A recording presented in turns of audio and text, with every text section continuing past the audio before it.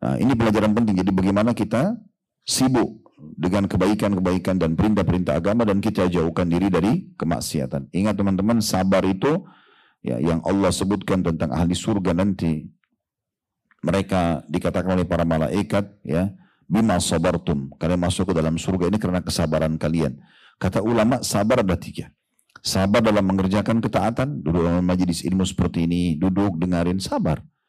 Orang sholat, mungkin ada kesibukan, dia tetap sholat dulu. Mungkin dia mau makan, dia pengen ini, tapi ada waktu puasa.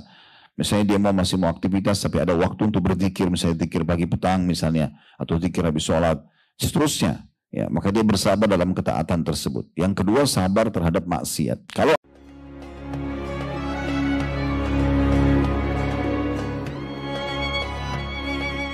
Assalamualaikum warahmatullahi wabarakatuh. Alhamdulillah, tidak pernah berhenti lisan kita sebagai orang muslim dan mukmin memuji dan memuja Allah. Dan dua susunan kata ini, alhamdulillah, telah Allah subhanahu wa ta'ala mudahkan dijadikan sebagai kalimat syukur, berterima kasih kepadanya. Bermula dari kita dipilih oleh Allah subhanahu wa ta'ala dari sekian banyak sperma yang tertumpahkan di rahim ibu kita, untuk kita lain dipilih lahir, kemudian dibebankan tugas untuk menjadi khalifah di muka bumi dan mengabdi kepada Allah subhanahu wa ta'ala, dan disiapkan segala macam fasilitasnya dari udara, air, kedua orang tua yang mengurus kita, makanan, minuman, dan apapun yang kalau kita hitung umur kita sampai hari ini, sulit sekali untuk menghitung nikmat-nikmat tersebut. Dan Allah subhanahu wa ta'ala juga sudah mengekalkan masalah itu dalam Al-Quran. Wa in ta'uddu ni'matallahi la tuhsuha. Kalau kalian ingin menghitung-hitung nikmat Allah, maka kalian tidak akan mampu. Berapa juta liter mungkin air yang sudah kita teguk selama kita hidup. Berapa banyak makanan, buah-buahan, sayuran, nasi atau beras biasanya, dan seterusnya, lauk-lauknya sudah kita konsumsi. Berapa banyak oksigen yang sudah kita hirup. Dan sekian banyak nikmat yang luar biasa ini, semua tujuannya agar kita mengabdi kepada Allah subhanahu wa ta'ala. Salah satunya kita duduk dalam majelis ilmu seperti ini untuk menjalankan tugas utama kita diciptakan dan dipilih oleh Allah subhanahu wa ta'ala. Allah kekalkan dalam surah Az-Zariyat tugas utama kita. Surah nomor 51 ayat 56. Wa ma khalaqtul jinna wal insa illa liya'budun. Aku tidak ciptakan jin dan manusia dilahirkan di muka bumi ini kecuali untuk mengabdi kepadaku. Memang untuk sholat, untuk majelis ilmu yang baru saja kita kerjakan keduanya, atau yang satu sholat tadi sudah, sekarang sementara berjalan majelis ilmunya. Memang untuk puasa, untuk sedekah, bakti sama orang tua, menjenguk orang sakit, haji dan umrah, berjihad, dan seterusnya. Dan kita bukan diciptakan justru untuk melakukan pelanggaran-pelanggaran agama, untuk berzina, berbohong, riba, mencuri, dan segala macam hal. Karena akibatnya sudah sangat jelas. Allah subhanahu wa ta'ala memastikan, innal abrara lafi na'im. Semua orang-orang yang abrar, yang patuh, yang menjalankan tugas dan amanah yang dibebankan di pundaknya sebagai hamba Allah, mengabdi dan beribadah kepada Allah, pasti akan masuk ke dalam surga. Wa innal fujjara lafi jahim. Dan semua yang membangkang melakukan maksiat, tidak sempat tobat sebelum meninggal, maka pasti akan masuk ke dalam api neraka. Tugas kita ini harus selalu kita jaga dan kita emban dengan sepenuh tenaga kita, karena memang itu tujuan kita diciptakan. Dan Allah memerintahkan kita agar jangan meninggal kecuali dalam keadaan agama atau menganut agama yang mulia ini. Wala tamutunna illa wa antum muslimun. Maka jaga benar-benar nikmat ini teman-teman sekalian, termasuk dengan kita duduk dalam majelis ilmu seperti ini, karena tujuannya justru untuk menambah iman kita kepada Allah subhanahu wa ta'ala, yang dengannya, dengan iman tersebut kita makin rajin beribadah, menjalankan perintah-perintah Allah dan menjauhi larangan-larangannya. Alhamdulillah atas nikmat ini. Selanjutnya kita panjatkan salam hormat kita kepada manusia yang paling pantas untuk dihormati, diidolakan, dijadikan sebagai suri tauladan karena kesempurnaan nasab, fisik, akhlak, ilmu, iman, semua ada padanya. Dan Allah subhanahu wa ta'ala menutup risalah langit dengannya. Tidak ada manusia yang lebih baik daripada manusia ini. Bahkan beliau menjadi pemimpin anak Adam di dunia dan juga di akhirat tentunya. Dan mengucapkan salam hormat kepadanya dijadikan ibadah oleh Allah subhanahu wa ta'ala, maka sangat wajar setelah alhamdulillah memuji Allah sang pencipta, kita mengucapkan salawat dan taslim kepada Nabi besar Muhammad sallallahu alaihi wa ala alihi wa sahbihi wasallam. Seperti biasa, bila Allah Azza wa Jalla memudahkan kita untuk bertemu lagi dan masih diberikan kesempatan untuk melanjutkan bedah buku kita 80 langkah cerdas agar selamat dari siksa neraka yang ditulis oleh Syekh Mahmud Al-Misri hafizahullah, dan kita sudah menyelesaikan sampai langkah ke-31 pada pertemuan kita yang lalu, yaitu kita bagaimana sering berlindung kepada Allah Subhanahu wa taala dari api neraka. Mengulang-ulangi minimal 3 kali dalam sehari dan bisa lebih dari itu. Ada riwayat 3 kali, ada riwayat 7 kali. Begitu juga memohon kepada Allah Subhanahu wa taala agar dimasukkan ke dalam surga, bisa minimal sehari 3 kali atau bisa lebih dari itu. Karena riwayat ada 3 dan 7 kali. Maka siapapun yang berlindung kepada Allah Subhanahu wa taala dari neraka dalam sehari 3 kali, dia mengatakan misalnya, Allah lindungilah aku dari api nerakamu sampai 3 kali, maka Allah mengizinkan neraka untuk mengatakan, ya Allah, sungguhnya hambamu fulan telah berlindung kepadamu dariku, maka selamatkan ia dari aku.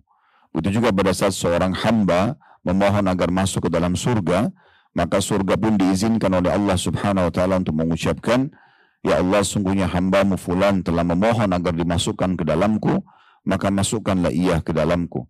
Dan ini sudah panjang lebar kita jelaskan pada pertemuan kita yang lalu di langkah ke-31. Kesempatan ini insya Allah kita akan masuk langkah ke-32, langkah cerdas yang menurut Syekh Mahmud Al-Misri hafizahullah untuk menyelamatkan diri dari api neraka, yaitu 3 rumah di surga. Begitu judulnya. Akan lebih jelas nanti pada saat kita membaca dalilnya.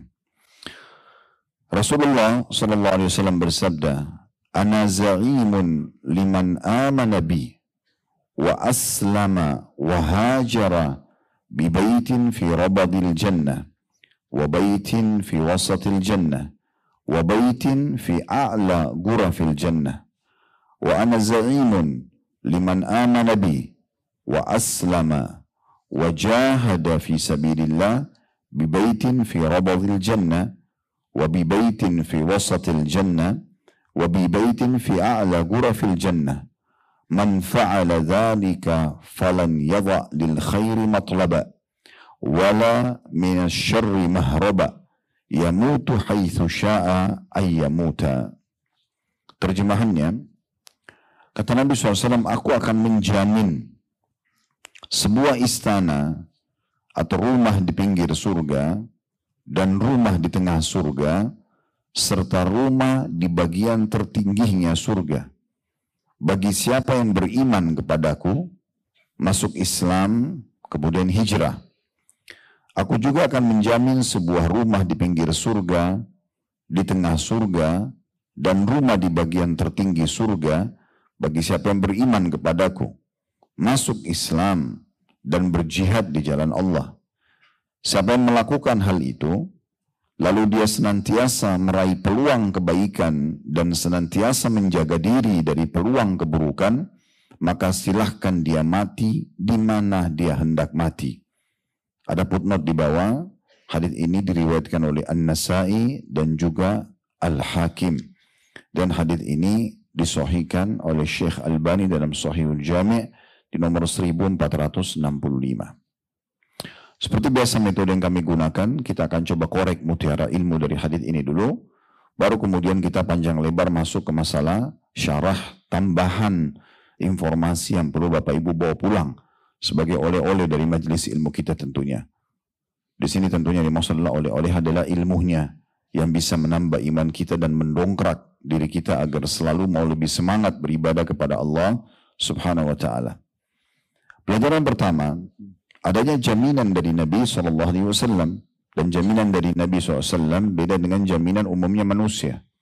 Artinya kalau Nabi SAW yang menjamin, pasti tidak ada keraguan dalam masalah itu. Karena wa ma yantiqu 'anil hawa in huwa illa wahyun yuha. Allah menyebutkan ciri Nabi Muhammad SAW, dia tidak pernah berbicara sesuai dengan hawa nafsunya, tapi dia menyampaikan wahyu yang diwahyukan kepadanya. Nabi SAW menjamin karena Allah mengizinkan beliau untuk menjaminnya. Dan jaminan ini sebuah pelajaran tersendiri. Oleh karena itu seorang muslim dan mukmin harus jeli. Kalau mendapatkan dalil seperti ini, maka dia segera mengejar apa yang kira-kira dijaminkan oleh Nabi Shallallahu Alaihi Wasallam. Pelajaran yang kedua, surga itu punya tingkatan-tingkatan. Ada level yang paling bawah, ada yang pertengahan, ada yang paling atas. Dan orang-orang mukmin bisa mendapatkan istana di semua level itu. Tergantung daripada kadar keikhlasan dan bagaimana banyaknya dia memarketingkan ibadah tersebut, serta juga bagaimana dia mengemasnya dengan kemasan yang terbaik. Kalau tadi kita sholat, kita tahu ini perintah Allah Subhanahu wa Ta'ala, wajib sholat duhur.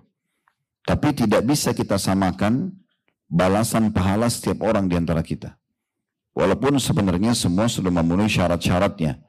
Sudah wudhu, hadap kiblat, tutup aurat, takbiratul ihram sampai salam, semua gerakan dan bacaannya sudah benar. Tapi kita sulit untuk menerka siapa di antara kita yang paling khusyuk, siapa yang paling ikhlas. Nanti itu akan membedakan derajat kita. Balasan dari amal tersebut, makin kita khusyuk, makin kita konsentrasi, makin kita ikhlas, ya. Makin kita datang di awal waktu, beda dengan tentunya orang yang datang masbuk 1 rakaat atau 2 rakaat misalnya, maka makin besar pahalanya. Makanya Nabi SAW menjamin, mengatakan, saya menjamin ada orang yang bisa mendapatkan istana di tempat terendahnya surga, ada yang di tengah surga, ada yang di tempat tertingginya surga. Namun Nabi sebutkan jaminan ini adalah untuk orang yang beriman kepadaku, masuk Islam dan berhijrah. Hampir semua sahabat yang tinggal di Mekah di masa hidupnya Nabi SAW itu hijrah ke Madinah. Karena pada masa itu hukum hijrah ke Madinah wajib. Kecuali bagi orang yang tidak mampu untuk melakukan perjalanan. Ada sebagian orang, para wanita, orang-orang tua, anak kecil, waktu diwajibkan hijrah, mereka nggak bisa hijrah ke Madinah karena mereka tidak mampu melakukan itu. Itu dimaafkan oleh Allah SWT. Tapi bagi kaum laki-laki yang punya kemampuan atau kaum wanita juga punya kemampuan, maka wajib untuk hijrah. Di sini jaminan Nabi SAW, kenapa dikatakan di awal, di tengah, dan di tempat tertinggi surga? Karena walaupun sama-sama beriman pada risalah Nabi SAW, masuk Islam dan hijrah, tapi beda mereka dari sisi keikhlasan tadi. Tidak bisa kita samakan. Ada orang yang tulus sekali, ada orang yang mungkin sedang-sedang saja, ada mungkin yang rendah ketulusannya. Juga beda dari sisi tadi saya bilang, memarketingkan ibadah itu. Misal tadi, Anda waktu mau sholat duhur di sini atau hadir dalam majelis ilmu ini, azan, ya udah udhu, nafsi-nafsi, sendiri-sendiri saja. Udhu, datang, sholat. Ya udah yang penting saya sudah jalankan kewajiban. Ini nggak bisa kita samakan Bapak Ibu sekalian pahalanya dengan orang yang mungkin setengah jam sebelum duhur tadi dia udah sibuk sampaikan ke teman-temannya. Dia marketingkan sholat itu. Ayo duhur sebentar lagi yuk kita sholat yuk. Abu Hurairah radhiyallahu anhu itu sebelum waktu sholat tiba beliau keliling kota Madinah. Keluar sebelum waktu duhur. Waktunya yang cukup lama. Beliau keluar keliling. Ketuk-ketukin rumah temannya, tetangganya, ayo sholat yuk, ayo sholat. Sampai dia mutar, tiba di Masjid Nabawi, sudah azan.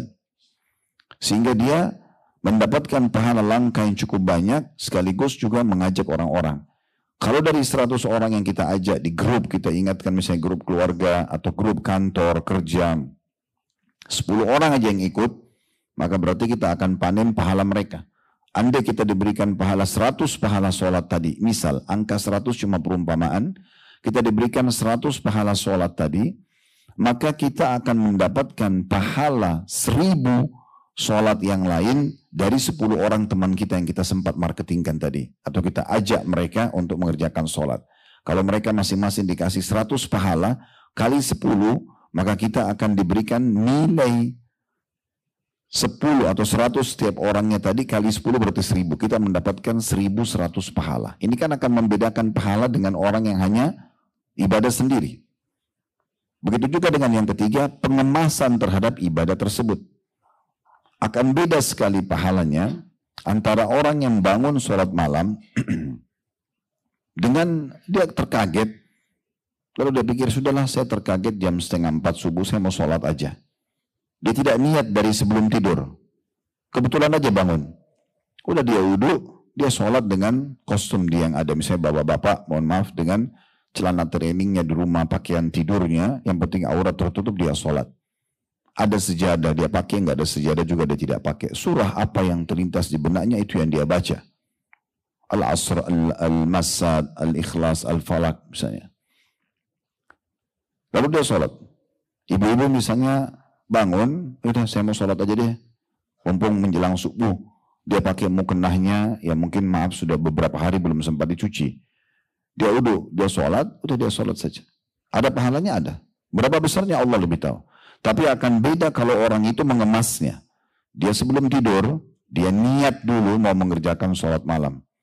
Karena orang kalau niat mengerjakan satu amal soleh, walaupun dia belum mengerjakannya, dicatatkan baginya satu pahala.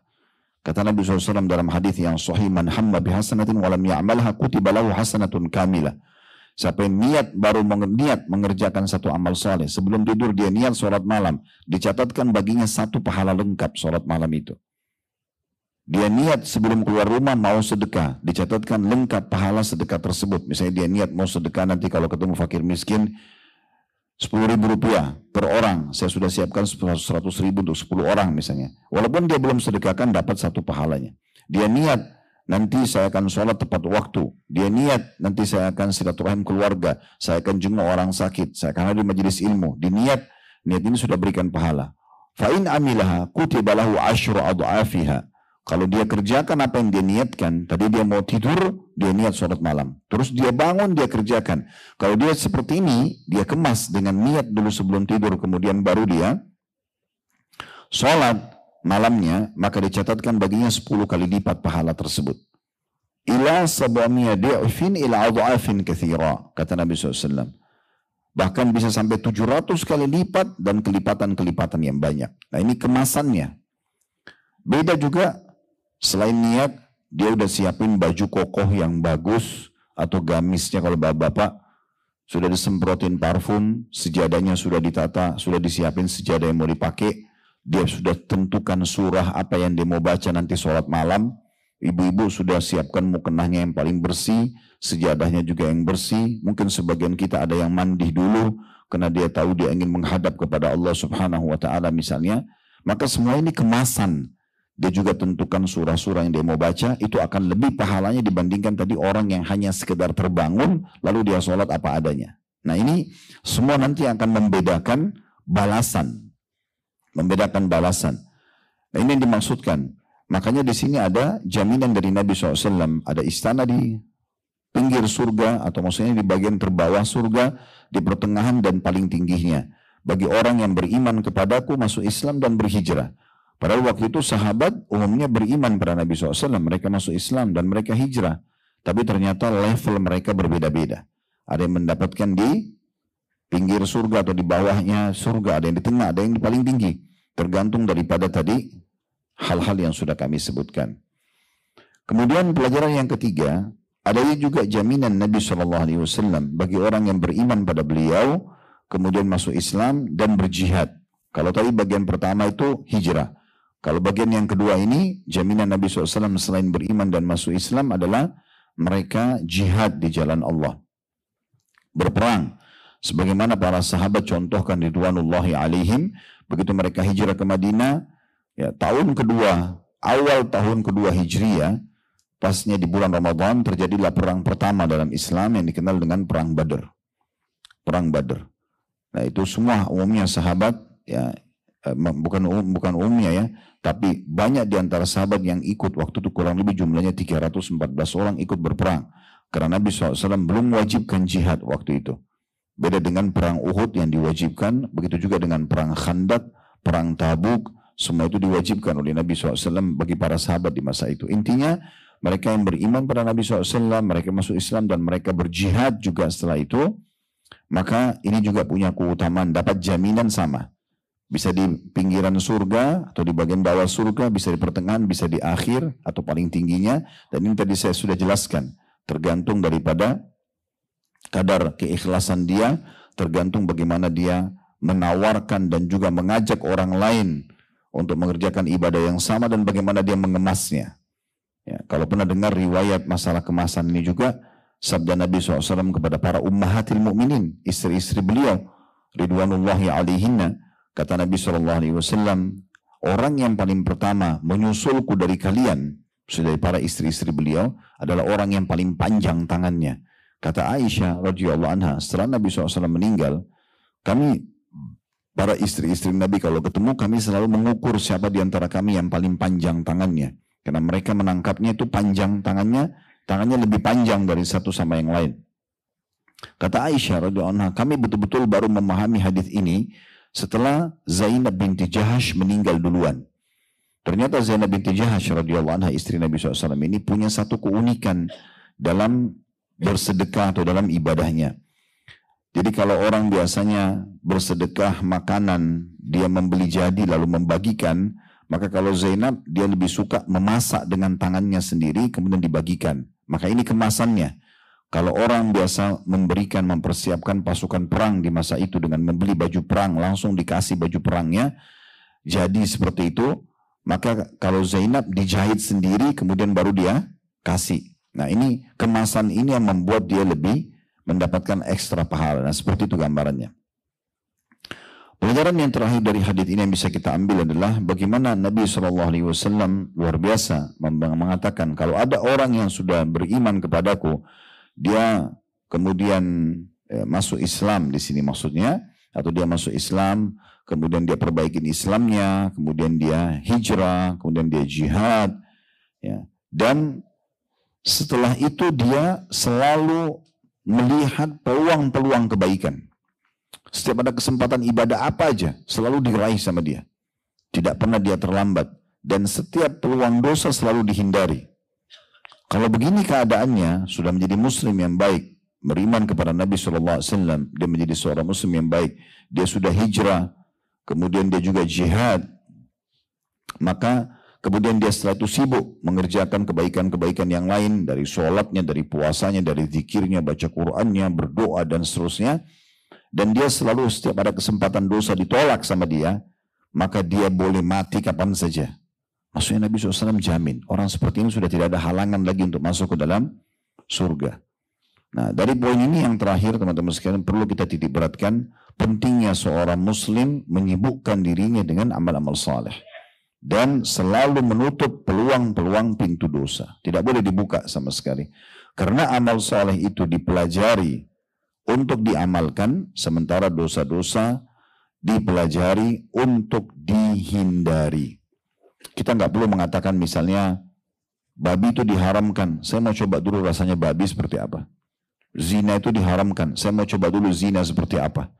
Atau riba, atau apapun yang diharamkan dalam agama. Karena semua itu tidak dibolehkan sama sekali, dan dosa-dosa serta maksiat ini bahasa kita supaya mudah difahami adalah pelanggaran, dan semua pelanggaran sangat dekat dengan konsekuensi hukuman.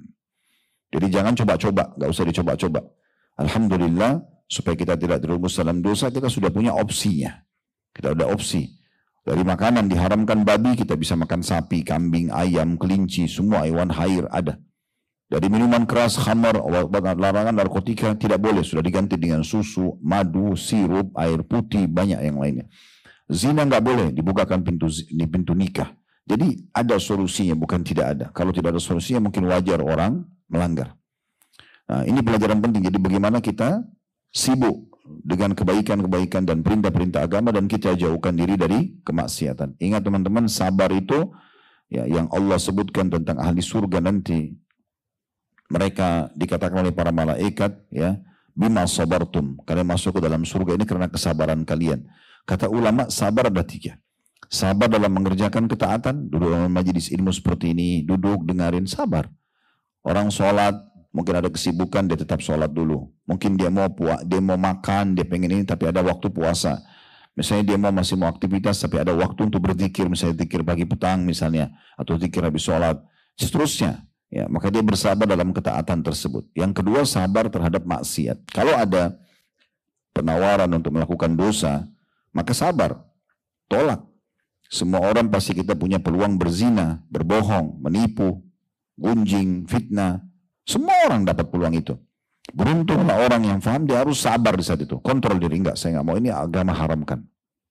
Sampai nanti hilang godaan tersebut.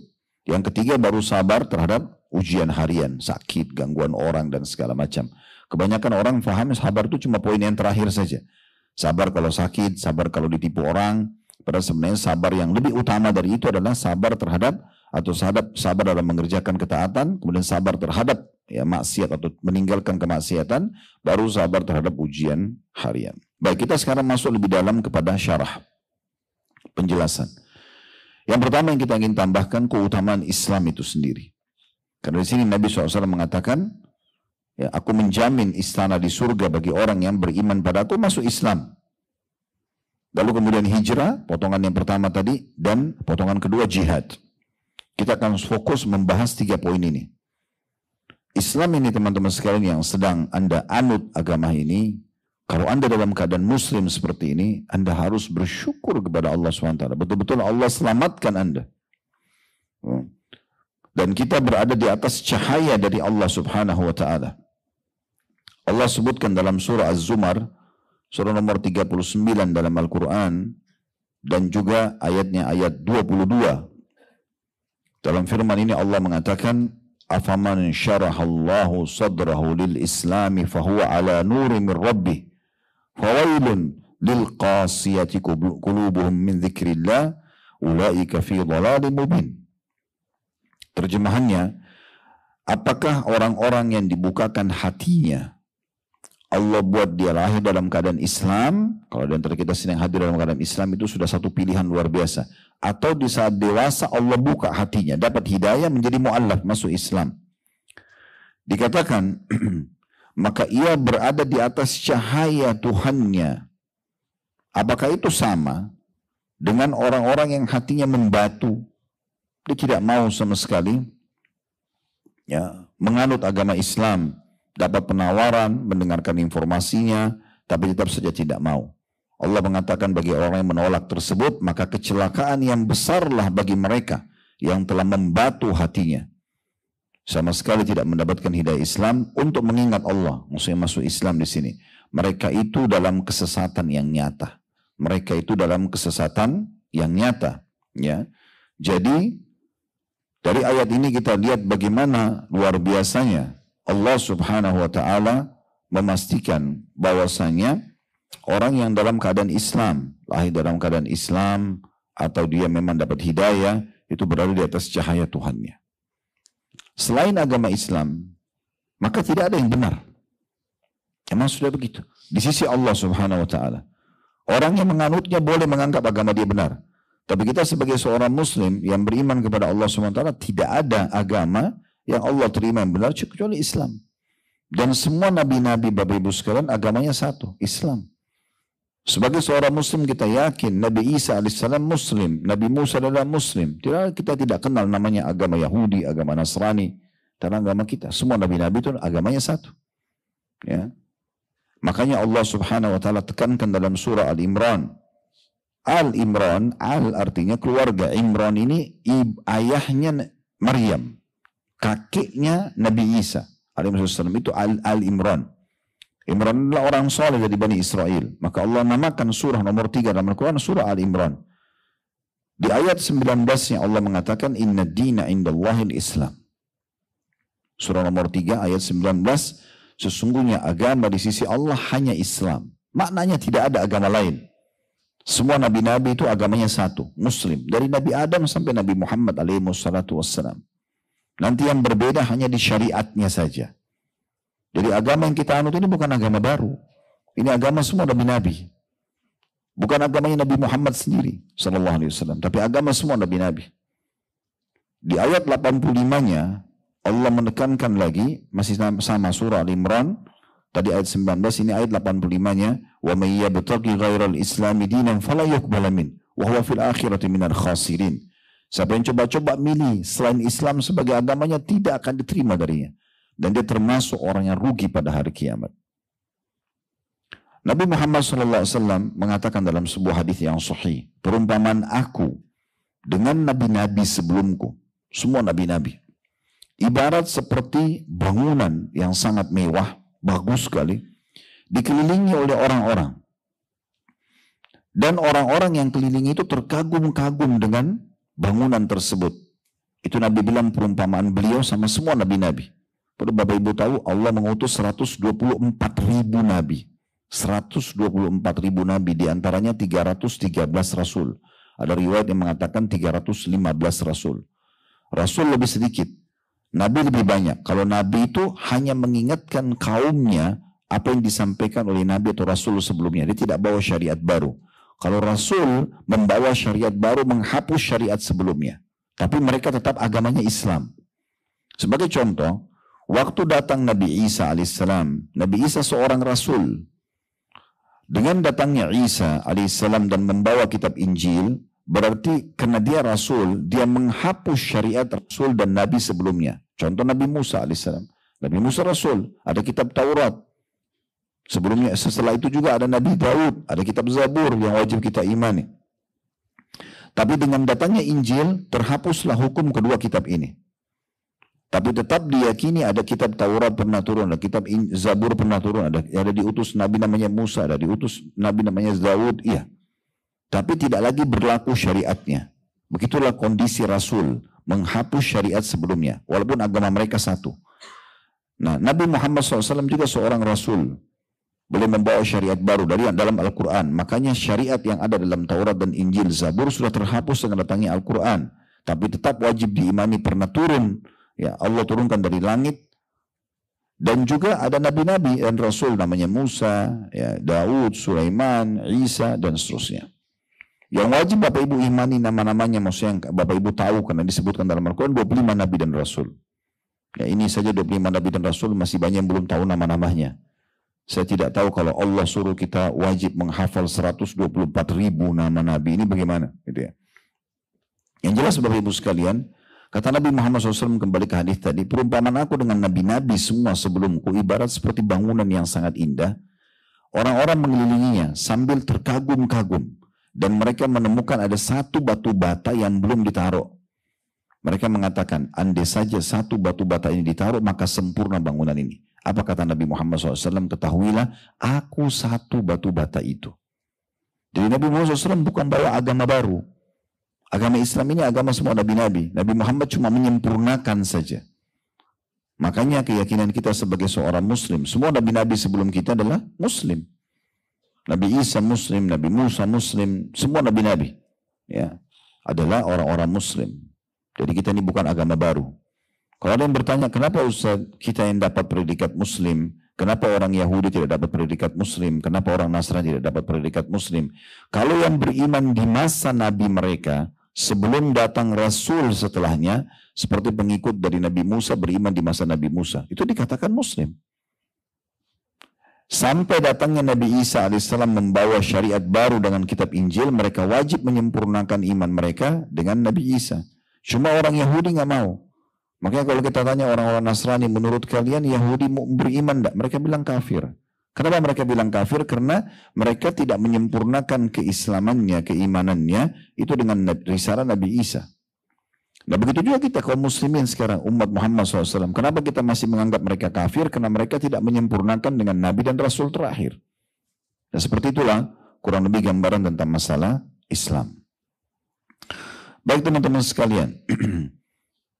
Islam ini, kalau ada orang yang masuk Islam, dan saya sarankan ini ya, semua teman-teman yang hadir di sini, kalau masih ada teman kantornya, kerabatnya, yang non-muslim, jangan tunda untuk menawarkan Islam.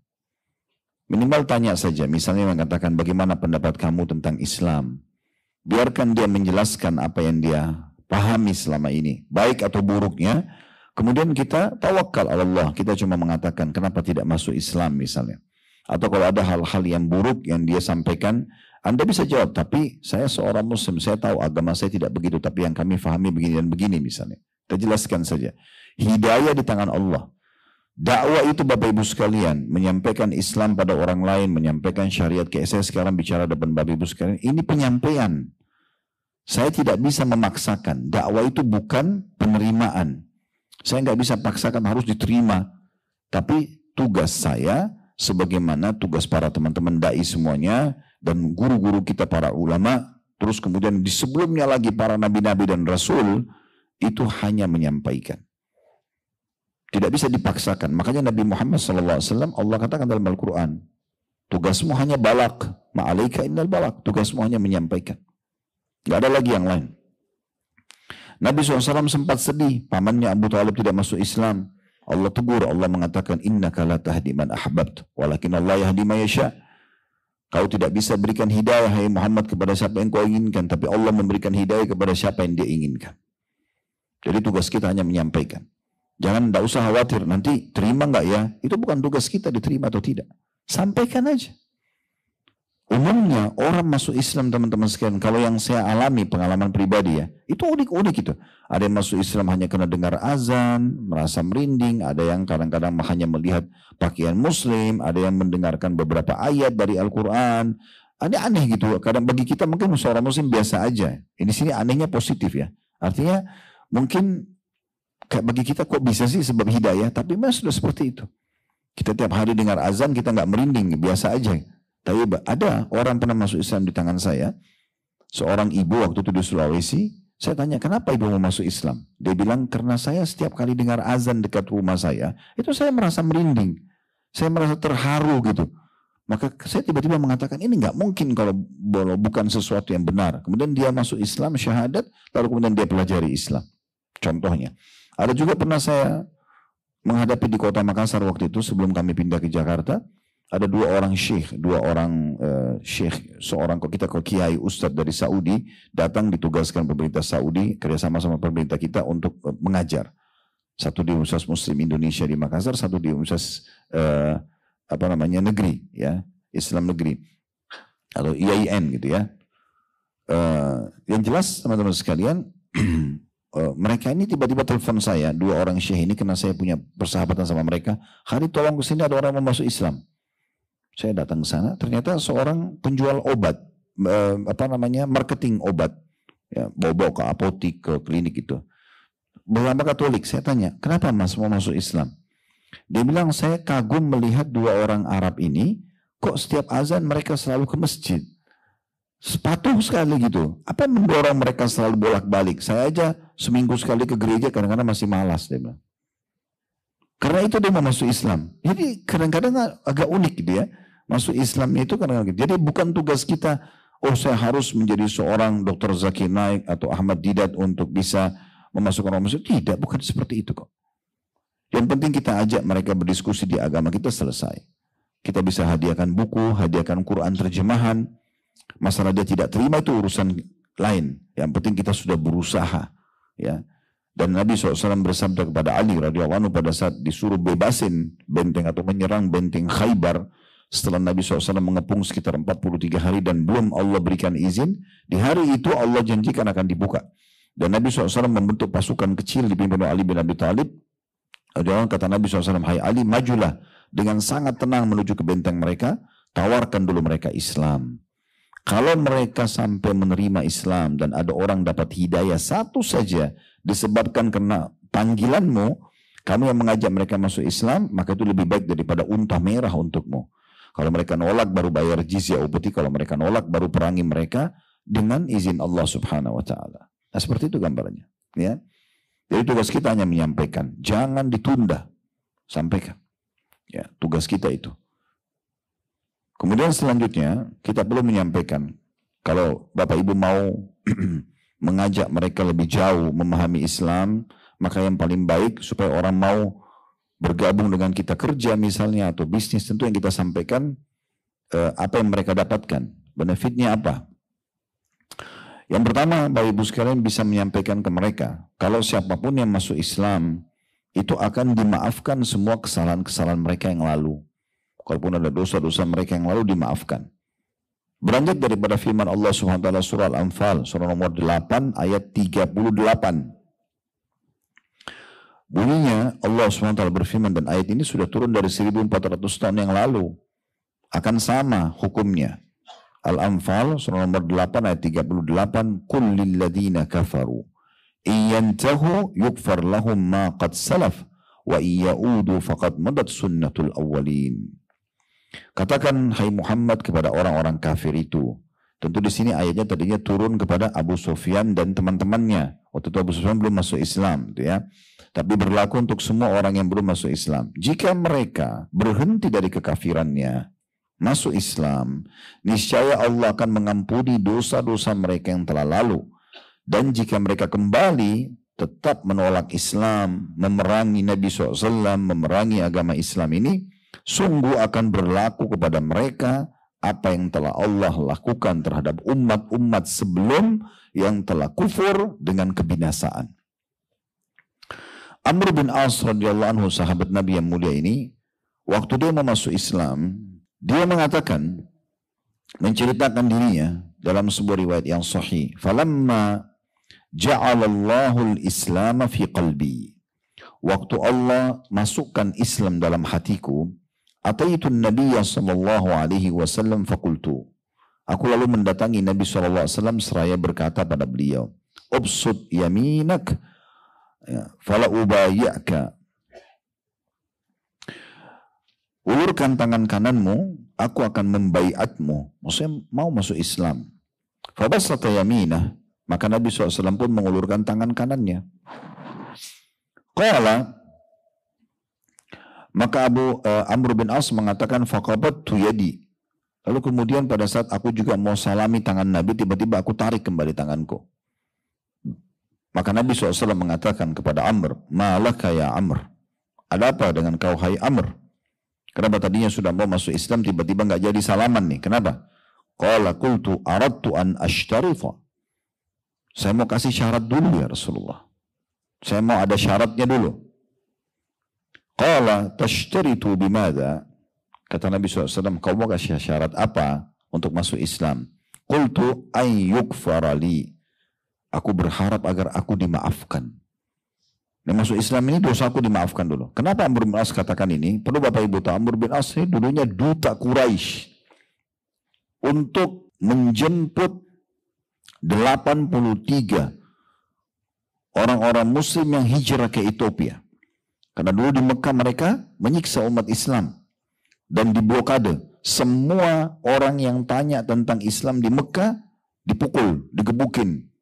Siapa saja kalau kita waktu itu hidup di masa itu, kita datang di Mekah lalu tanya, saya dengar di sini ada orang namanya Muhammad ngaku Rasul. Langsung kita digebukin, dikeroyokin satu Mekah.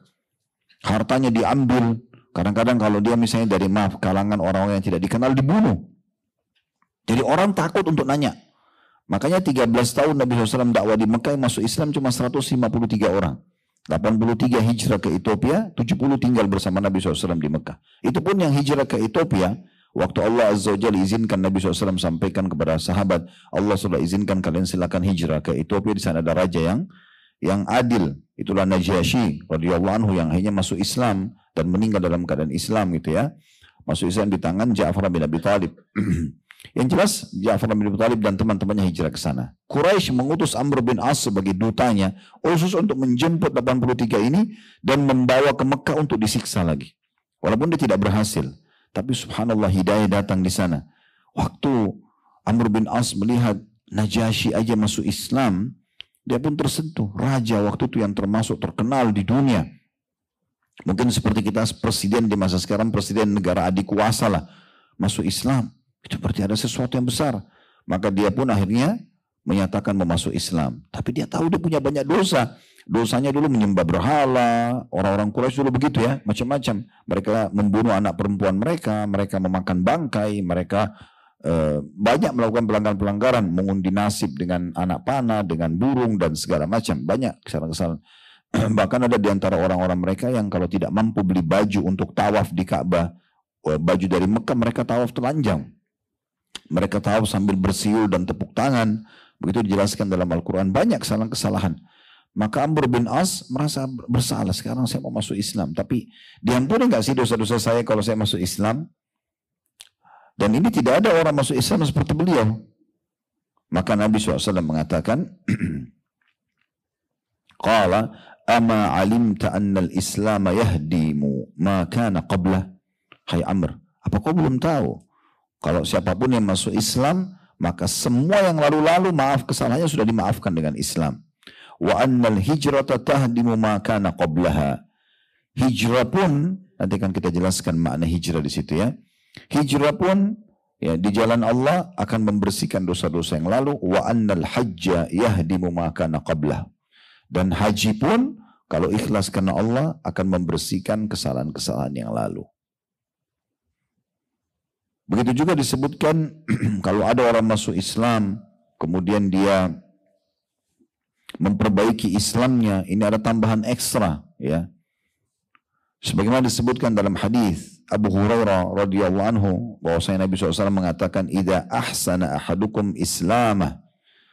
Kalau salah seorang kalian masuk Islam dan dia perbaikin Islamnya itu, dia terus pelajari, dia tekuni, dia praktekin, فَكُلُّ حَسَنَةٍ يَعْمَلُهَا تُكْتَبُ بِعَشْرِ أَمْثَالِهَا إِلَى 700 ضِعْفٍ.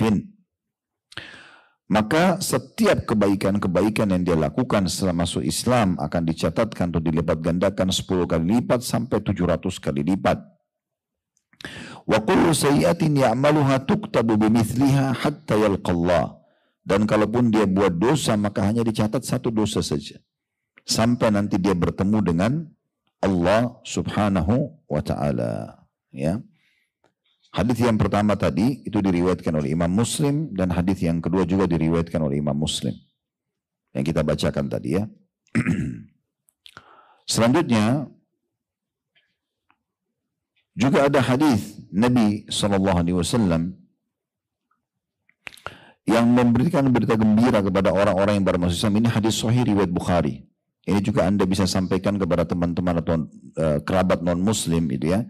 Kalau Anda masuk Islam, maka semua yang pernah dikerjakan sebelum Islam yang dianggap baik dalam Islam akan dicatat pahala. Contoh misalnya silaturahim keluarga, bersedekah, menjenguk orang sakit, misal contoh ya.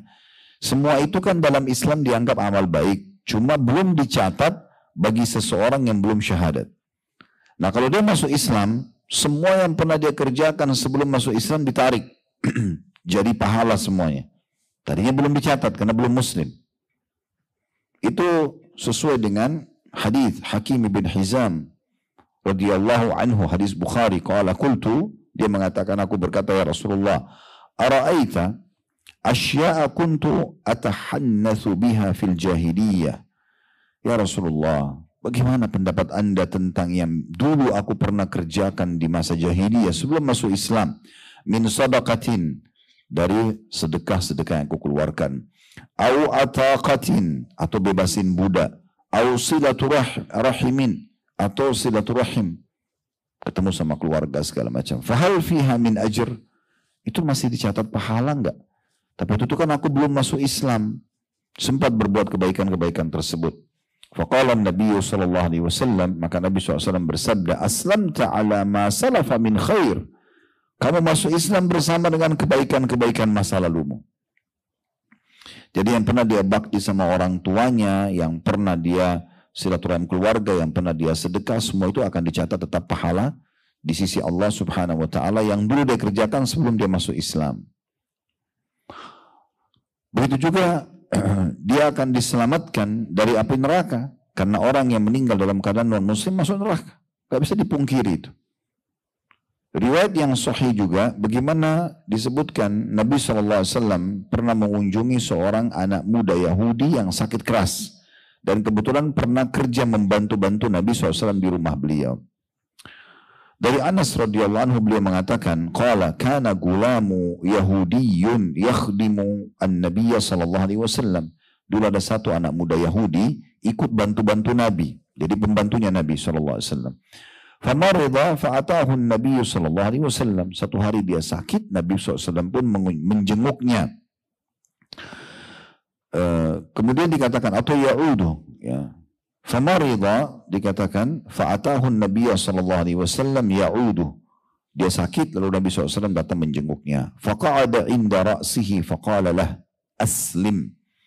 Nabi SAW berdiri di atas kepalanya seraya mengatakan kepada anak muda Yahudi, masuk Islamlah. Fanadhara ila abihi wa huwa indahu. Maka anak itu pun melirik matanya ke ayahnya. Betul, ayahnya ada di situ. Faqala lahu, ayahnya lalu mengatakan, ati Abul Qasim. Patuhilah ayahnya Qasim, maksudnya Nabi Muhammad SAW. Fa'aslam, maka anak muda itu pun masuk Islam, syahadat dia. Fakharaja an-nabiy sallallahu alaihi wasallam wa huwa yaqul alhamdulillahilladzi anqadhahu minan nar. Maka Nabi SAW keluar dari sisi anak muda itu selaya mengatakan segala puji dan puja kehadirat Allah yang telah menyelamatkan dia dari api neraka. Hadis ini diriwayatkan oleh Bukhari. Kemudian dalam hadis yang lain juga kata Nabi SAW dari hadis Abu Hurairah, innahu la yadkhulul jannata illa nafsun muslimatun. Tidak mungkin ada yang masuk surga nanti kecuali orang yang jiwanya muslimah. Muslim maksudnya. Wa innallaha la yu'ayyidu hadzal din birrajulil fajir. Dan Allah bisa saja mendatangkan penolong untuk agama ini dari orang-orang yang fajir. Maksudnya orang-orang yang tidak faham agama, jauh dari agama. Tapi Allah bisa datangkan mereka untuk membela agama ini. Hadis riwayat Bukhari dan juga Muslim. Demikian pula Bapak Ibu sekalian, Allah Subhanahu wa taala memuji melalui lisan Nabi-Nya Muhammad sallallahu alaihi wasallam orang yang masuk Islam ya dengan keberuntungan, dijanjikan rezeki yang luas. Kalau dia masuk Islam, kemudian dia nikmati prosesi Islamnya itu, dia pelajari, dia praktikin, dan dia merasa bersyukur, berterima kasih pada Allah dengan sifat qanaah, merasa cukup dengan rezeki yang Allah berikan sampai dia meninggal dunia. Sebagaimana dalam sabda Nabi SAW melalui hadis Abdullah bin Amr bin As radhiyallahu anhuma, tadi kita ceritakan Amr bin As, ini anaknya bernama Abdullah meriwayatkan hadis. Anna Rasulullah sallallahu alaihi wasallam qaal, Nabi SAW bersabda, qad aflaha man aslam. Sungguh beruntung orang yang sudah masuk Islam atau lahir dalam keadaan Islam. Waruzika kafafan, dan dia diberikan ya rezeki yang cukup. Wa qanna'ahu Allahu bima atah, dan Allah memberikan sifat qanaah, merasa cukup dengan apa yang Allah telah berikan kepada dia. Ya, hadis ini diriwayatkan oleh Imam Muslim dalam kitab zakat. Jadi banyak sekali yang bisa didapatkan teman-teman sekalian, yang bisa kita sampaikan ke teman-teman kita orang non-muslim. Begitu juga kalau ada rumah rumah orang Arab atau rumah orang non-Arab, ya biasa disebutkan dengan ajam dalam istilah bahasa Arab. Kalau mereka rumah-rumahnya itu adalah rumah-rumah orang beragama Islam, berarti kalau mereka dalam keadaan muslim, Allah inginkan kebaikan buat mereka. Disebutkan dalam sebuah hadis juga, kata Nabi SAW, ayyuma ahli baitin minal arabi wal ajami aradallahu bihim khaira adkhala alaihimul islam thumma taqa'ul fitanu ka'annahal dhulal. Rumah manapun atau setiap rumah yang Allah inginkan kebaikan baginya, baik itu orang Arab atau orang non-Arab ajam, jika Allah menghendaki kebaikan maka Allah akan memberikan hidayah mereka masuk Islam. Lalu kemudian fitnah bisa saja terjadi setelah itu. Maksudnya bisa saja nanti dia terjerumus dalam dosa lagi kalau dia tidak mengontrol imannya dan amal solehnya. Nah seperti itulah. Orang-orang yang masuk Islam, teman-teman sekalian, maka akan terus berlanjut rezekinya di dunia dan juga di akhirat.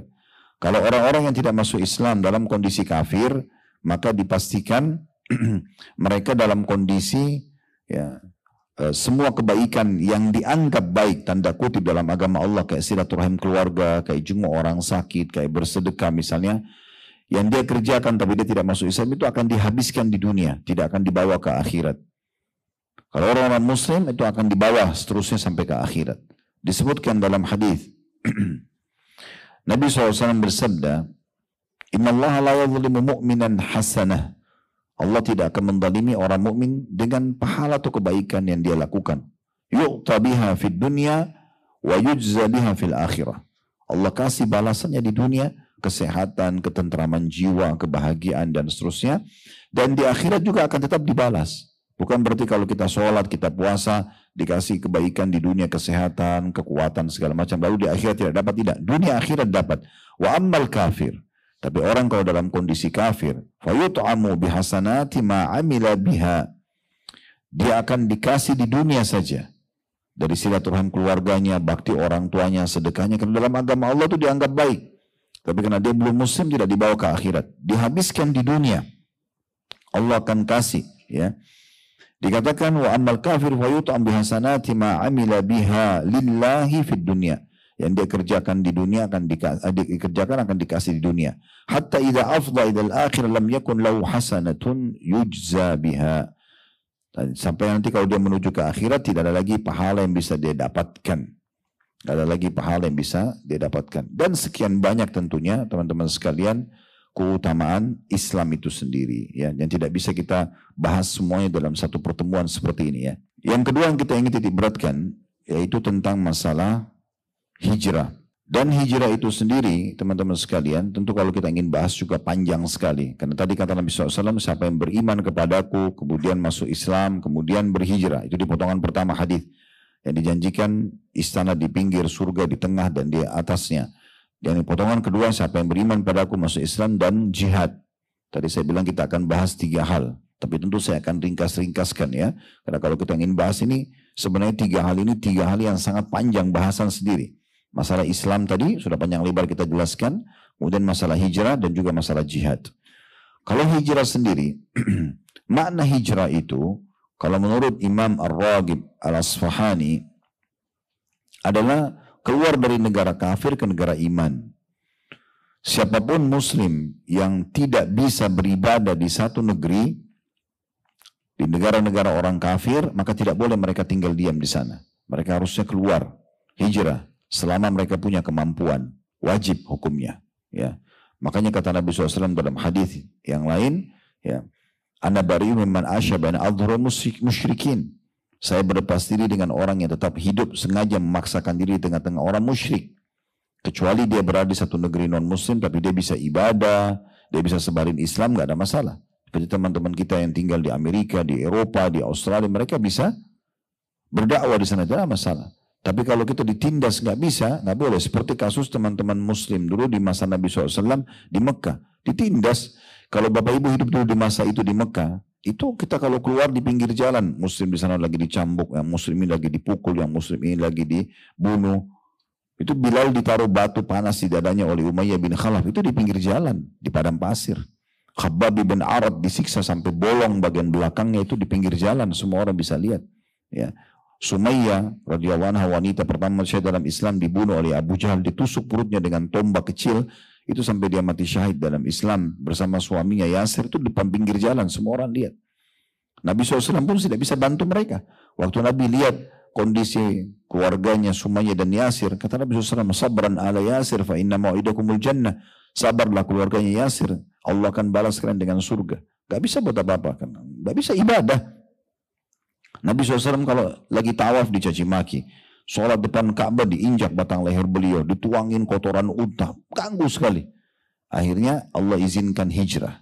Hijrahlah ke kota Madinah. Nah, kalau kondisinya seperti itu, umat Islam nggak boleh tinggal. Ya, mereka harus hijrah. Tapi kalau mereka masih bisa beribadah, bisa berdakwah, nggak ada masalah, gitu ya. Dan tentu kalau ada pilihannya tinggal di negeri Muslim atau tinggal di negeri kafir, kita tentu pilih negeri Muslim. Otomatis karena kita kayak di Indonesia misalnya, kita bisa dengar azan, kita bisa sholat setiap saat. Sekarang kita di Jakarta contohnya macet, sudah azan terdengar, bisa keluar dari tol, bisa mampir sholat, musola banyak, masjid banyak, mikrofonnya terdengar di mana-mana. Itu nikmat luar biasa. Kita bisa ibadah. Ramadan diiklankan, haji ada, pemerintah kita Muslim, alhamdulillah. Zakat bisa dikeluarkan, ada Basnas, pemerintah yang turun tangan, pemerintah juga punya program haji, memudahkan jemaah haji, ada yang disubsidi, kan gitu. Ramadan diiklankan, itu luar biasa. Ya, kita harusnya justru jangan tinggalkan negeri kita, harusnya gitu kan. Harusnya kita ada di sini, kita cintai negeri kita, kita jaga. Karena ini negara yang luar biasa. Allah sudah mudahkan kita untuk bisa menjalankan dan mengaplikasikan Islam. Saya ke Singapura, tetangga kita saja nggak kedengaran azan. Nggak boleh kedengaran, di dalam bisa. Jadi Muslim cuma tahu di masjid, waktu sore dia datang. Nanti dalam baru dia bisa dengar azan. Di Australia juga sama. Di beberapa tempat juga sama. Belum lagi kalau meninggal dunia, cari kuburan Islam susah banget. Ya.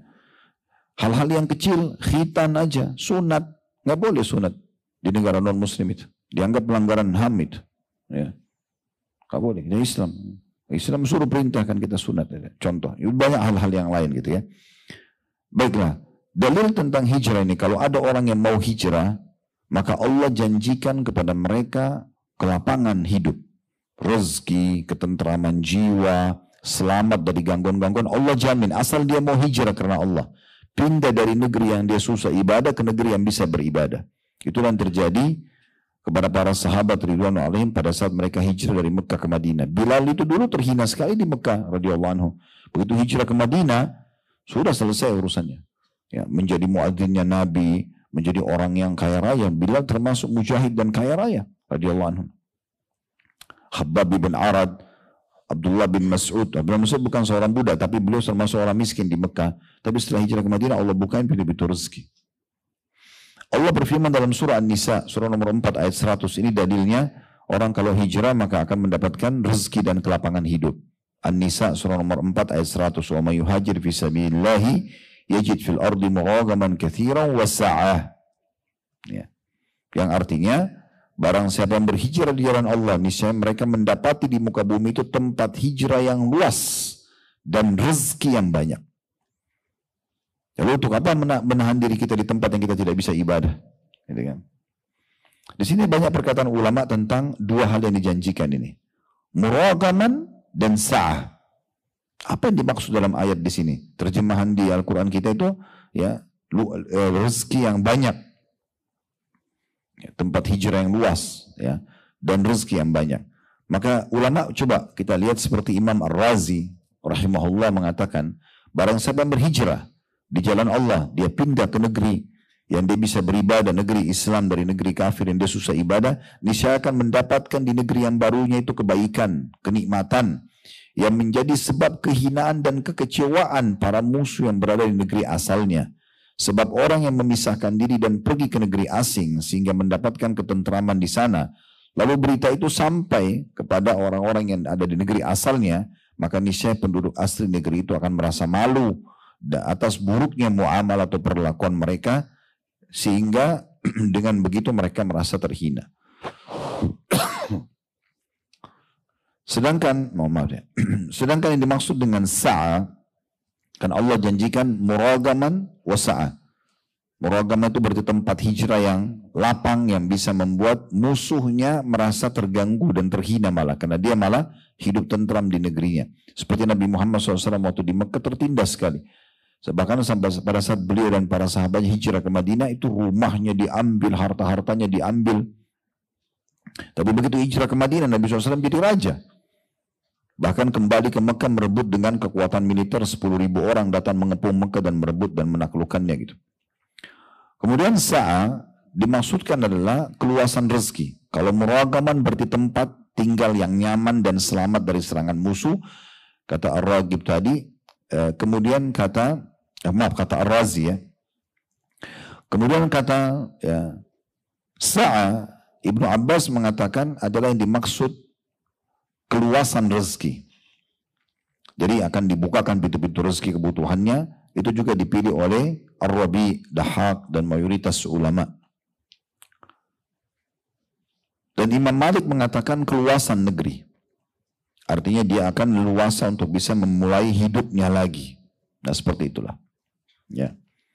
Jadi dari sini kita ambil pelajaran bagaimana orang kalau hijrah di jalan Allah Subhanahu wa taala itu akan dibukakan kelapangan kehidupan. Lalu untuk apa dia tidak mau hijrah, gitu ya. Bisa juga makna hijrah di sini adalah sabda Nabi SAW, al-muhajiru man hajara ma nahallahu an.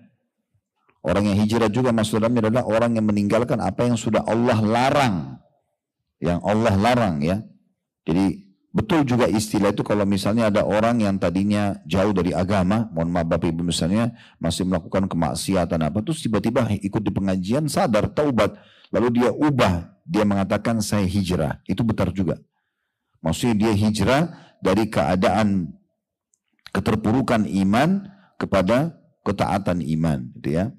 Nah itu juga masuk dalam istilah hijrah. Ya. Jadi kalau kita kembali tadi ke dalam surah An-Nisa itu, barang siapa yang hijrah, wa may yuhajir fisabilillah, hijrah dan Allah yajid fil ardi muragaman katsiran wa sa'a. Muragaman artinya kelapangan negeri, dia tentram, dia bahagia, tadinya tertindas, tadinya terganggu, tadinya ketakutan menjadi tenang, dan sa'a, kelapangan rezeki. Lalu Allah bilang lanjutan ayatnya, wa may yakhruj min baiti muhajiran ila Allahi wa rasulih. Dan siapa yang keluar dari rumahnya yang dia tertekan tidak bisa ibadah di negerinya, dia hijrah karena Allah dan Rasulnya, thumma yudrikul maut, thumma yudrikul mautu faqad waqa ajru 'ala Allah. Kemudian dia meninggal dunia, maka pahalanya sudah ada di sisi Allah. Wa kana Allahu ghafurur rahima. Allah Maha Pengampun lagi Maha Penyayang. Jadi seperti itu gambaran tentang masalah hijrah. Tentu saya bilang tadi kalau kita ingin bahas ini panjang sekali. Tapi yang jelas itu makna hijrah yang sudah disampaikan, yang dimaksudkan oleh Nabi SAW. Sekarang kita masuk yang terakhir, masalah jihadnya. Karena ada juga jihad, tapi jihad ini panjang sekali bahasannya ya. Tapi saya ingin menyampaikan beberapa hal, karena Nabi SAW juga memotivasi ini, siapa yang beriman padaku masuk Islam lalu berjihad, maka dia akan mendapatkan juga istana di pinggir surga, di tengah surga atau di tertinggi surga. Dan saya bilang tadi ini sebabnya karena perbedaan niat mereka, ya, perbedaan kemasannya, perbedaan bagaimana mereka memasarkan atau menawarkan ibadah tersebut, ya. Baik, Allah Subhanahu wa Ta'ala menggabungkan teman-teman sekalian tentang masalah ya orang yang beriman, orang yang hijrah, orang yang berjihad ini dalam firman-Nya. 3 hal yang Nabi SAW sebutkan dalam hadis tadi ada disebutkan dalam Al-Quran. Tepatnya surah At-Taubah, surah nomor 9 ayat 20 sampai 22. Ini Allah gabungkan 3 hal yang kita sedang bahas. Orang yang masuk Islam atau beriman tadi, orang yang hijrah dan orang yang berjihad. Allah gabungkan semua 3-tiganya dalam surah At-Taubah, surah nomor 9 ayat 20 sampai 22.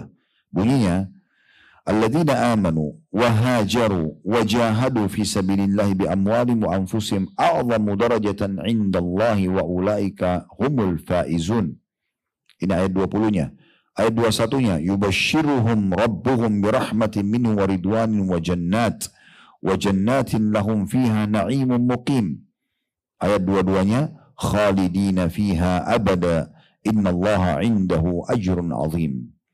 Orang-orang yang beriman, ini tadi yang masuk Islam, kemudian berhijrah, pindah dari negeri kafir ke negeri yang orang beriman bisa beribadah, atau dia tinggalkan keterpurukan imannya jauh daripada ibadah, maksiat terus, kemudian dia taubat, dan juga orang-orang yang berjihad di jalan Allah dengan harta dan jiwa mereka.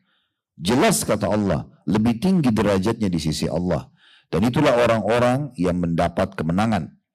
Itu ayat 20-nya, ayat 21-nya, Tuhan mereka, Allah Subhanahu wa Ta'ala, menyampaikan berita gembira kepada mereka dengan memberikan rahmat dari sisinya, keridhaan dan juga surga. Mereka memperoleh di dalamnya kesenangan yang kekal. Ayat 22-nya, mereka akan kekal di dalam kenikmatan tersebut selama-lamanya. Sesungguhnya di sisi Allah lah pahala yang sangat besar. Pahala yang sangat besar. Saya akan pilih 2 buah hadis saja, karena bahasan jihad cukup panjang sekali. 2 buah hadis saya pilih dari keutamaan jihad, 2 buah hadis dari keutamaan orang yang ikut dalam mendukung jihad tersebut. Ya. Yang pertama tentang keutamaan jihad itu sendiri. Hadis yang sahih riwayat Bukhari Muslim dari hadis Abu Hurairah radhiyallahu anhu, bahwasanya Nabi SAW bersabda, "Mathalul mujahid fisabilillah." Perumpamaan orang yang keluar berjihad di jalan Allah. Wallahu a'lamu biman yujahidu fi sabilih. Dan Allah lebih tahu siapa yang niat keluar jihad karena dia di jalannya, maksudnya di jalan Allah. Kamathalis sha'imil qa'im. Perumpamanya seperti orang yang puasa tidak berhenti dan sholat tidak berhenti. Wa tawakkalallahu lil mujahidi fi sabilihi bi annahu yatawaffahu an yudkhilahu al-jannah.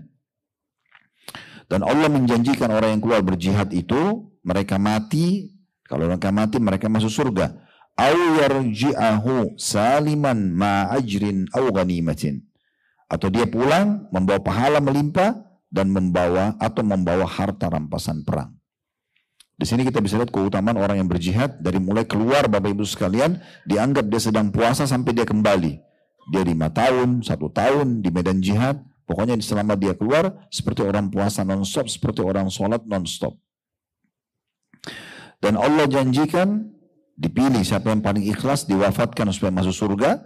Dan kalau dia pun pulang, dia bawa harta rampasan perang, atau dia membawa pahala yang melimpah. Itu hadis yang pertama. Kemudian hadis yang kedua yang kita janjikan tadi tentang masalah keutamaan jihad. Ditanyakan kepada Nabi SAW dari hadits Abdullah bin Mas'ud radhiyallahu anhu, ayyul amali afdal?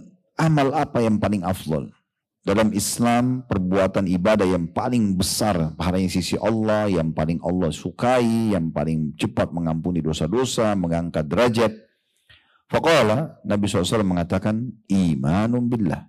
Yang paling pertama, engkau beriman kepada Allah. Atau imanun billah. Ya.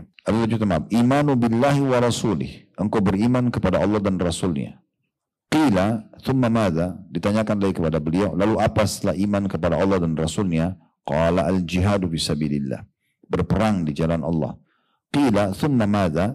Lalu kemudian yang ketiga ditanya apa lagi? Thumma madha? Qala hajjum mabrur. Kata Nabi SAW, haji yang mabrur. Di sini jihad datang paling afdal setelah beriman kepada Allah dan Rasulnya. Sekarang dua hadis terakhir tentang masalah, atau dua hadis ini saya pilih aja. Satu hadis tentang masalah keutamaan orang yang membiayai jihad. Ya, ini kenapa saya singgung, karena berhubungan dengan teman-teman kita di Palestina kemarin dibombardir segala macam. Bagi Anda yang sempat menyumbang, memberikan harta, apakah melalui Basnas pemerintah kita atau mungkin lembaga-lembaga sosial yang sudah dapat izin dari pemerintahan kita, bantu ke sana, dipakai untuk memberikan makan, karena mereka lagi jihad, mereka lagi diserang. Kita membiayai itu, kita sama pahalanya ikut perang. Karena kan kita lagi tidak terjadi peperangan, gitu kan. Dan justru ada ancaman bagi orang yang tidak ikut partisipasi. Nah, kita tutup dengan dua buah hadis ini. Kalau masalah pahala orang yang ikut partisipasi, mempersiapkan peperangan atau membiayai mereka atau memberikan apalah kebutuhannya, makanan, minuman, karena walaupun sekarang penyerangan Gaza sudah diberhentikan, ada gentatan senjata, tapi mereka dalam kondisi ribat. Ribat itu maksudnya berjaga-jaga di jalan Allah Subhanahu wa taala. Karena mereka bisa setiap saat dikhianati. Dan itu tradisi orang Yahudi, mereka suka berkhianat. Itu dikatakan sendiri oleh Abdullah bin Salam radhiyallahu anhu. Ini adalah sahabat Nabi dari pendeta Yahudi yang masuk Islam. Waktu dia masuk Islam dia mengatakan, ya Rasulullah, innal Yahuda qaum ghadar. Wah ya Rasulullah, orang Yahudi itu suka berkhianat. Ya. Dia sebutkan itu kenapa? Karena dia tahu sendiri, dia pendetanya. Saya mau masuk Islam ya Rasulullah, tapi tolong jangan sampaikan ke mereka masuk Islamku. Jangan sampaikan. Karena kalau Anda sampaikan masuk Islamku, maka mereka akan berbicara ya hal yang buruk tentang aku. Jadi jangan buru-buru. Maka Nabi SAW atur strategi. Abdullah bin Salam setelah masuk Islam, disuruh sembunyi di belakang dinding, lalu Nabi SAW undang pendeta-pendeta Yahudi. Lalu Nabi SAW mengatakan, hai Yahudi, bertakwalah sama Allah, masuk Islamlah, agama Islam itu begini. Dijelaskan panjang lebar Islam, mereka nolak. Udah, kami nggak mau masuk Islam. Lalu kata Nabi SAW, bagaimana pendapat kalian tentang Abdullah bin Salam? Nah ini pendeta Yahudi tadi yang mereka kenal ini, itu sudah masuk Islam. Dan mereka tidak tahu kalau masuk Islam. Dan belum SAW bilang, mereka pengkhianat ya Rasulullah. Nah ini contohnya, pengkhianatannya begini. Mereka bisa ubah tiba-tiba itu. Maka mereka bilang, oh itu adalah ulama kami, anaknya ulama kami. Abdullah bin Salam itu ulamanya, ulama kami, ayahnya juga ulama kami. Dan itu orang terhormat di sisi kami. Kata Nabi SAW, bagaimana kalau dia masuk Islam? Mereka bilang mustahil, nggak mungkin. Nabi bilang, hai Abdullah keluarlah. Abdullah keluar, Abdullah syahadat. Setelah itu Abdullah mengatakan setelah syahadat depan mereka, hai Yahudi, bertakwalah sama Allah, masuk Islamlah. Kalian tahu ini agama benar sebenarnya. Tiba-tiba mereka balik, mereka mengatakan dia adalah orang terburuk di antara kami dan anaknya orang yang paling buruk di antara kami. Mereka bisa balik seketika. Makanya dari dulu, dari 1948 mereka dirikan negara di sana, itu mereka masih setelah berapa kali berkhianat, damai serang lagi, begitu terus. Nah makanya berarti masih sangat terbuka kita untuk membantu. Teman-teman kalau lihat lembaga-lembaga sosial itu bantu. Ikut serta dengan doa. Selain harta, kalau kita pun tidak sempat harta, doakan supaya Allah berikan mereka kemerdekaan sebagaimana Allah berikan kita. Karena kata Nabi SAW dalam hadis Zaid bin Khalid radhiyallahu anhu, man jahaza ghaziyan fisabilillah faqad gaza. Siapa yang ikut mempersiapkan perlengkapan perang, maka dia seperti ikut berperang. Kalau di masa dulu siapin untanya, siapin kudanya, siapin pedangnya, perisainya. Di masa sekarang Anda berikan sumbangan. Kita tidak tahu mereka pakai apa melawan musuh mereka nanti.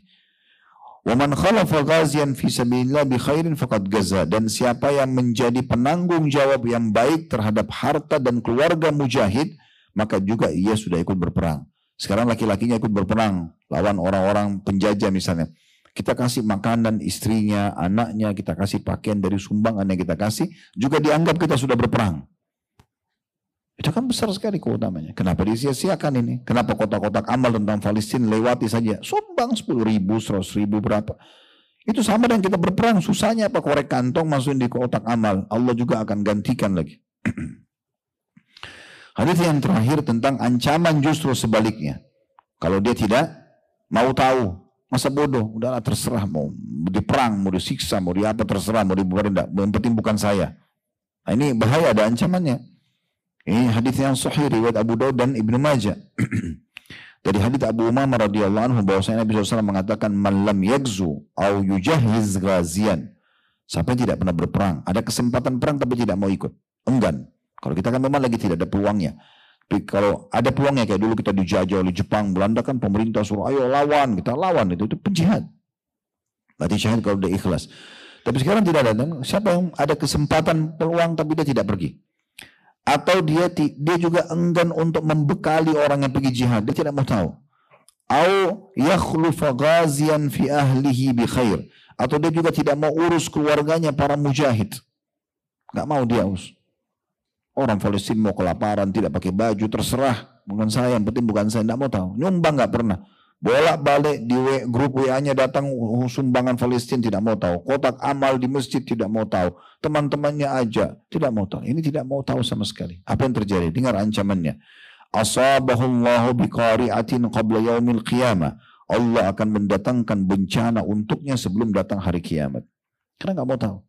Jadi kita kalau mau tahu, ikut pahala seperti mereka berjihad, walaupun kita tidak berjihad. Tapi kalau kita tidak mau, justru ada ancamannya. Itu saya bilang tadi teman-teman sekalian, kita kalau mau bahas bab ini panjang sekali. Ya, tapi subhanallah tiga-tiganya disebutkan dalam hadis, maka kita membahasnya. Allahu a'lam. Ada benar dari Allah, sedangkan diambil dan diamalkan. Kalau salah dari saya, mohon dimaafkan dan saya beristighfar kepada Allah subhanahu wa ta'ala. Subhanakallahumma bihamdika, asyhadu an la ilaha illa anta astaghfiruka wa atubu ilaik.